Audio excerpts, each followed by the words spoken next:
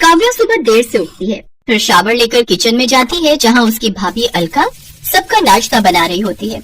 काव्या उससे जाकर कहती है, भाभी मेरे लिए कप कॉफी बना दो। अच्छा वैसे आज ब्रेकफास्ट में क्या बनाए? मेथी के पराठे और बूंदी रायता। क्या मेथी के पराठे? ओह नो भाभी, वो एक्चुअली मैं आपको बताना भूल गई। भैया को ना पनीर सैंडविच बहुत पसंद है और वो भी काली मिर्च स्प्रिंकल किया हुआ। संडे को ज्यादातर वो वही खाना पसंद करते हैं, तो आप उनके लिए वही बना दो। अच्छा ठीक है दीदी, मैं उनके लिए सैंडविच बना देती हूँ। अलका एक सुंदर, सुशील और संस्कारी लड़की थी। उसकी यही खूबी अलका के पति प्रांजल को भा गई और सबकी रजामंदी से वो उसे ब्याह कर घर ले आया। लेकिन काव्या को अलका से हमेशा चिढ़ रहती थी। वो अपनी भाभी को नीचा दिखाने से बाज नहीं आती थी। काव्या के कहने पर कुछ देर बाद अलका सबके लिए नाश्ता लेकर आती है, जिसमें प्रांजल के लिए वो पनीर सैंडविच काली मिर्च स्प्रिंकल डला हुआ उसे परोसती है।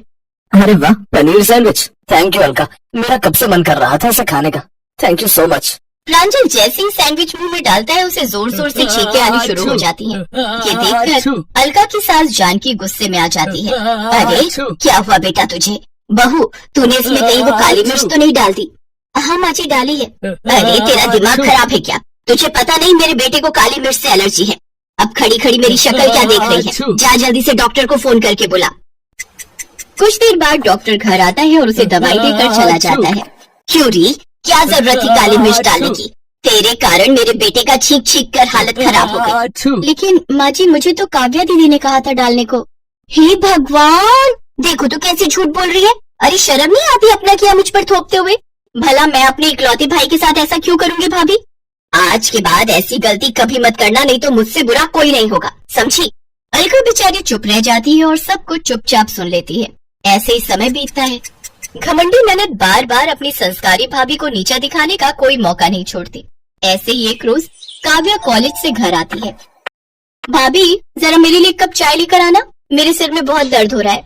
कुछ देर बाद अलका चाय लाकर अपनी ननद को देती है, फिर घर के बाकी कामों में लग जाती है। लेकिन तभी अचानक काव्या गुस्से में चिल्लाते हुए कहती है, माँ माँ ये देखो तो तुम्हारी लाडली बहू ने क्या किया है। क्या हुआ मेरी बच्ची, तो इतने गुस्से में क्यों है? चाय अच्छी नहीं बनी क्या? चाय पीने लायक हो तो पियो ना। ये देखो भाभी ने इसमें छिपकली का मरा हुआ बच्चा डाला है ताकि इस चाय को पीते हुए मर जाऊं। क्या मेरी बच्ची तो ठीक तो है ना? तूने इसे पिया तो नहीं ना? लेकिन ये कैसे हो सकता है? मैंने तो खुद कप धोया था और चाय भी छान कर दी थी। ना जाने ये आखिर चाहती क्या है। पहले तो जानबूझकर मेरे बेटे को काली मिर्च देती है और अब मेरी बेटी को चाय में मरी हुई छिपकली।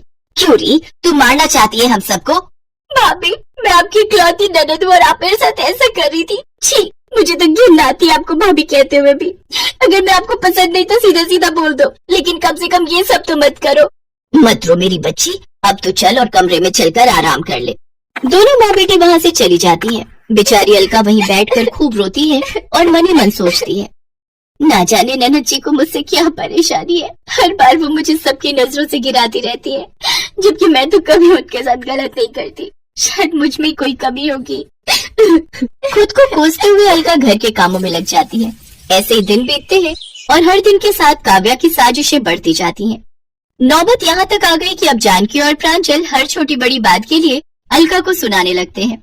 ये सब देख काव्या बहुत खुश होती है, लेकिन जब इससे भी उसका मन नहीं भरता तो वो एक तरकीब और लगाती है। मुझे किसी भी तरह इसे घर से निकलवाना ही होगा। घमंडी ननद अपने खुराफाती दिमाग से एक तरकीब लगाती है, फिर मौका मिलते ही अपनी भाभी के कमरे में जाती है, उसकी फोटो चुरा लेती है। अब आएगा मजा, देखना भाभी, इस बार आपको ऐसा सबक सिखाऊंगी कि सब आपको धक्के मारकर घर से बाहर निकाल देंगे। काव्या फोटो लेकर वहाँ से चली जाती है। एक रोज जब सभी हॉल में बैठकर खाना खा रहे होते हैं, तभी काव्या वहाँ आती है। अरे दीदी आप आ गई, आइए बैठिए, मैं आपके लिए खाना परोस देती हूँ। कोई जरूरत नहीं है ये सती सावित्री बनने की। मुंह में राम और बगल में छुरी लेकर घूमती हो, सारा दिन पूजा पाठ का ढोंग करती हो और पीठ पीछे ये सब करते हुए तुम्हें शर्म नहीं आई? अरे तुम हमें अपना ही नहीं समझती। हम सबको मारना चाहती हो, ये बात तो हम शुरू से ही जानते हैं, लेकिन आखिर तुम ऐसा करना क्यों चाहती हो वो आज हमें पता चला है। माँ भैया, ये औरत हमारा बुरा करने के साथ साथ हमें धोखा भी दे रही है। इसका पहले से आशिक है जिससे इसने शादी भी की है। ये क्या कह रही है आप दीदी? ये सब झूठ है। मैं तो सिर्फ अपने प्रांजल से ही प्यार करती हूँ और उन्हीं की पत्नी हूँ, लेकिन मेरी समझ में ये नहीं आ रहा कि आप ये झूठ क्यों बोल रही हैं। अच्छा भाभी, अगर मैं झूठ बोल रही हूँ तो ये तस्वीरें तो नहीं झूठ बोल सकती ना? इस फोटो में दुल्हन तो आप ही है, लेकिन ये दूल्हा तो प्रांजल भैया नहीं है, तो फिर कौन है ये आपका आशिक? काव्या ये बोल ही रही थी कि तभी प्रांजल अपनी बहन को एक जोरदार थप्पड़ मारता है। प्रांजल, उसे क्यों मार रहा है? मारना है तो अपनी पत्नी को मार जो ऐसे तुझे धोखा दे रही है।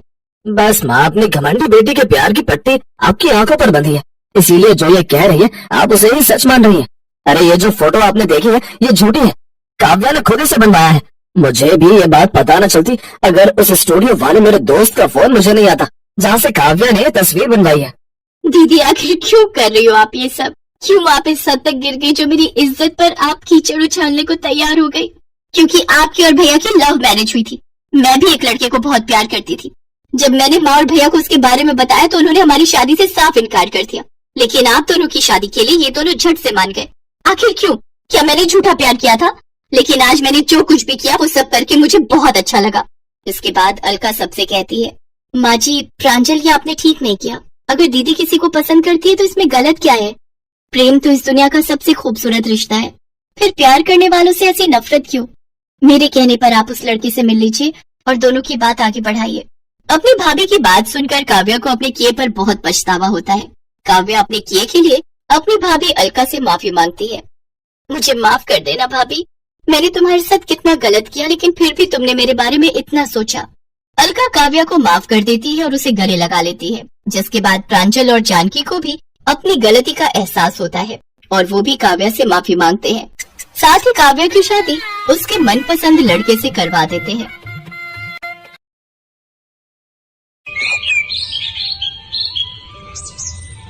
दो दिन बाद सोनिया की शादी थी, पर वो अपनी शादी को लेकर बहुत घबराई हुई थी। भाभी, मुझे तो बहुत घबराहट हो रही है। मैं शादी के बाद सब कुछ कैसे संभाल पाऊंगी? आपने तो यहाँ आकर सब कुछ मैनेज कर लिया। सोनिया, ऐसी कोई बात नहीं है, तुम भी अपने ससुराल में बहुत अच्छे से सब कुछ संभाल लोगी। मैं ये बात अच्छे से जानती हूँ और फिर मैंने तो इसीलिए अच्छे से मैनेज कर लिया क्योंकि यहाँ पर तुम सब बहुत अच्छे हो, मुझे अच्छे से समझते हो।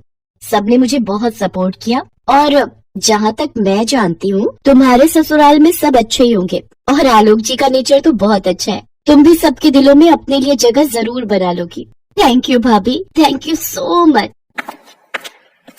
मेरी गुड़िया रानी कितनी जल्दी बड़ी हो गई, जैसे कल की ही बात हो। आंगन में इधर उधर खेलती दौड़ती भागती हुई, कभी इधर छुप जाती थी, कभी उधर छुप जाती थी। मेरी बच्ची कब बड़ी हो गई पता ही नहीं चला। कल मेरी बच्ची अपने ससुराल चली जाएगी। माँ, आपके आंसू निकले तो फिर मुझे भी रोना आ जाएगा। अरे मेरी बिटिया, ये खुशी के आंसू हैं। मैं रो थोड़ी रही हूँ, देख बिल्कुल भी नहीं रो रही। मेरी प्यारी ननद, अब तुम समय पर सो जाओ। सारे रिश्तेदार भी सो चुके हैं। एक काम करो, तुम मेरे साथ ही सो जाओ। कल सुबह पंडित जी जल्दी आ जाएंगे, तुम्हारी हल्दी और चूड़े की रस्म भी होनी है। हाँ सोनिया, तुम भाभी के साथ ही सो जाओ। ठीक है माँ, मैं भाभी के पास सो जाती हूँ। और फिर अगले दिन सोनिया शादी करके धूमधाम से अपने ससुराल चली जाती है। सोनिया अपने ससुराल में सबके दिलों में जगह बनाने के लिए पूरी कोशिश करती है, पर सोनिया की सास और ननद दोनों ही उसे ज्यादा पसंद नहीं करती थी। अगले दिन ही उसकी ननद दरवाजा बजा देती है। सोनिया भाभी, जल्दी से उठ जाओ, माँ बुला रही है, पूजा का समय हो रहा है। अभी तो सुबह के 5 ही बजे हैं, इतनी जल्दी? रुको, मैं मेघा को बोल देता हूँ। नहीं नहीं, रहने दो आलोक, अच्छा नहीं लगता ऐसे मना करना। मैं उठी जाती हूँ। सोनिया दरवाजा खोलती है। मेघा, मैं नहा धोकर तैयार होकर नीचे आती हूँ। ठीक है, जल्दी आना, माँ को पूजा में देरी पसंद नहीं है। सोनिया नहा धोकर तैयार होती है और फटाफट से पूजा में पहुँचती है। बहू, कल से 4 बजे उठा करो, 5 बजे मैं भोर की आरती करती हूँ। आज तुम्हारा पहला दिन था, इसलिए मैंने मेघा को उठा दिया था ताकि तुम्हें बोल दे। मैं तो सीढ़ियाँ चढ़ नहीं पाती हूँ। अब से तुम भी मेरे साथ पूजा किया करोगी। माँ, मैं सोने जाऊँ? अब तो भाभी उठकर आ गई है। हाँ हाँ, तू जा सोने, मैंने तुझे नींद से उठा दिया। मेरी बच्ची, तुझे कॉलेज भी जाना होता है, जा तू जाकर आराम से सो, फिर मैं तुझे 8 बजे उठा दूंगी। सोनिया अपनी सास के साथ पूजा करती है। नाश्ते में उसकी सास उसे समोसे बनाने के लिए कहती है। सोनिया बहुत अच्छा खाना बनाती थी। उसने अपनी माँ और भाभी से बहुत सारी डिशेस बनानी सीखी हुई थी। बहू, समोसे में मिर्ची बड़ी तेज कर दी और थोड़े तले भी सही नहीं है, थोड़े कच्चे रह गए।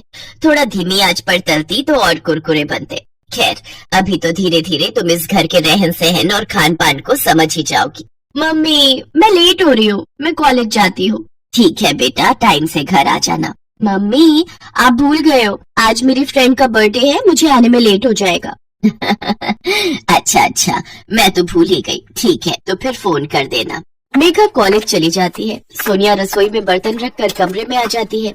सोनिया, मैं जानता हूँ समोसे बिल्कुल ठीक बने थे, तो मैं किसी को भी कुछ प्रूफ करने की जरूरत नहीं है। माँ और मेघा धीरे धीरे तुम्हारे साथ एडजस्ट कर पाएंगी, मैं उनके नेचर को जानता हूँ।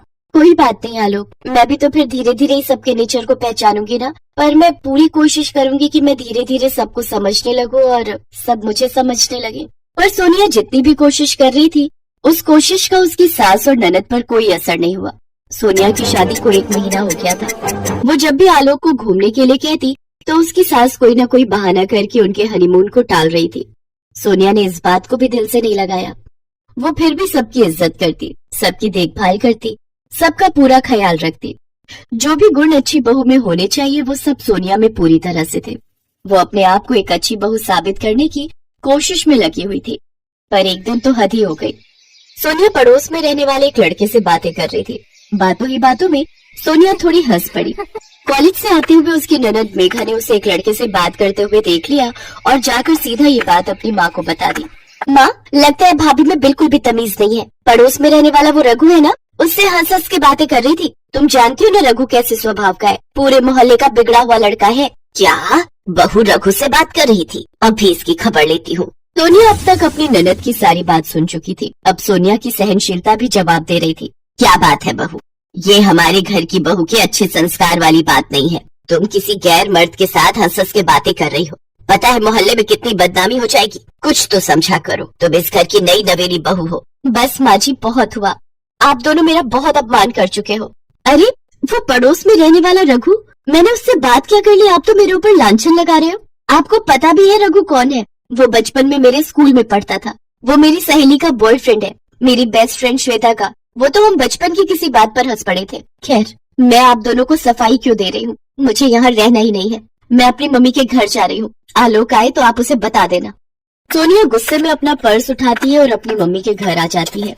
उसकी सास और ननद घबरा गए थे, क्योंकि आलोक के आने के बाद वो क्या ही जवाब देते कि उन्होंने ऐसी क्या गलती की जिसकी वजह से सोनिया घर छोड़कर चली गई। उधर सोनिया भी रोते हुए अपनी माँ और भाभी को सारी बात बताती है। भाभी, मैंने उस घर में आपकी तरह जगह बनाने की बहुत कोशिश की, पर नहीं। माँ जी और मेघा, उन दोनों ने मेरा अपमान किया, मेरे चरित्र पर उंगली उठाई। क्या आपको लगता है कि मुझे उस घर में रहना चाहिए, वापस जाना चाहिए? सोनिया, रो मत मेरी प्यारी ननद। मैं आलोक जी से बात करूंगी। तुम्हारे भैया और मैं दोनों मिलकर उनसे बात करने जाएंगे। बहू बिल्कुल ठीक कह रही है। अरे हमने अपनी बेटी दी है, तो ये थोड़ी है कि हमारा कोई सम्मान नहीं है। हमने अपनी बेटी को अच्छे संस्कार दिए हैं और वो मेरी बेटी पर इस तरह के लांछन लगा रही है। सोनिया, तुम्हें वहाँ जाने की कोई जरूरत नहीं है। अब पहले बात होगी तभी तुम वहाँ जाओगी। उधर आलोक भी अपनी माँ और बहन पर बहुत गुस्सा होता है। तुम्हें पता भी है मेघा, मैं जानता हूँ रघु को वो सोनिया के बचपन का दोस्त है। और खैर कुछ भी हो, वो मेरी पत्नी है। उस पर मैं अपने आप से भी ज्यादा विश्वास करता हूँ। मैं सोनिया को पिछले 3 साल से जानता हूँ। उसके जैसी बहुत शायद ही आपको मिलती। अब आप दोनों को उससे माफी मांगनी होगी। सोनिया मेरी पत्नी है, उसका सम्मान करो माँ। वो इस घर की बहू है। मेघा, वो तुम्हारी भाभी है। तुम उसे इज्जत नहीं दोगी तो और कौन देगा? अगर तुम्हारे साथ शादी के बाद ऐसा ससुराल में सुलूक हो, तो क्या तुम अपने ससुराल में एक दिन भी रह पाओगी? नहीं ना। तो सोचो सोनिया के दिल पर क्या बीतती होगी। वो बेचारे तो चुपचाप तुम सबसे थोड़ा प्यार पाने के लिए तरस रही है, पर तुम दोनों उससे बिल्कुल भी ठीक से बात नहीं करती हो। तू ठीक कह रहा है बेटा, हमसे बहुत बड़ी गलती हो गई। सॉरी भैया। माँ, हम दोनों को भाभी से माफी मांगनी चाहिए। चलो हम भाभी को लेकर आते हैं, हम उनसे माफी मांगेंगे। सोनिया की सास और ननद उसे लेने के लिए आती है और उससे माफी मांगती है।